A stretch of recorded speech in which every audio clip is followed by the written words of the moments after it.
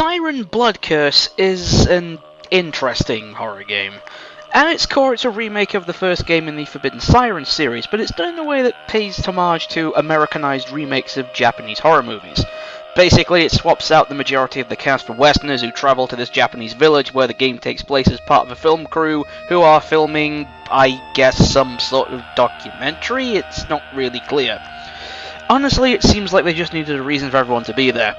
Then, naturally, everything goes wrong when they stumble across a demonic ritual and get caught up in all kinds of wacky shenanigans involving a demonic possession/zombie curse, a mysterious ritual, and a time loop.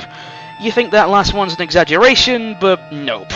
Once you hit the halfway point and a shocking plot point happens, the game rewinds back to the start, except this time events play out differently. Yeah, the story gets a little confusing, almost to the point where I had to keep rewatching cutscenes just to keep track of everything.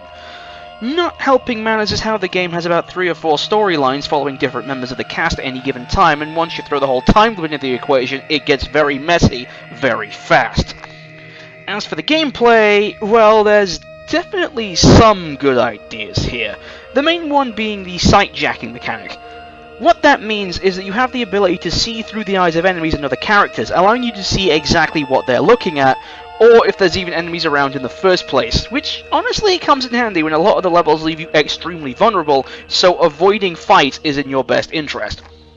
Honestly, the feeling of constant vulnerability complements the horror rather well, especially when you consider that nearly every level starts you completely unarmed, and has a very meager selection of weapons you can find, or just lacks weapons entirely, forcing you to rely on stealth. Unfortunately, the game doesn't manage to quite live up to its potential. A lot of the levels have confusing layouts, and while you do have a map, I still found myself getting lost rather frequently. And given how a lot of these levels task you with solving a particular puzzle, it gets a little difficult to keep track of just what it is you're supposed to do. Enemies also don't stay dead in this game. No matter how badly you beat them down, they'll keep getting back up, meaning that whilst you're blindly stumbling around, you're going to have to keep halting your progress to deal with zombies that just won't leave you alone. It's a shame because there was clearly a fair amount of promise here, and the game does have a fair few good ideas like what I mentioned earlier, but it fails to deliver more times than not. Honestly, the best I can really give it is a 6 out of 10. 6.5 if I'm feeling generous.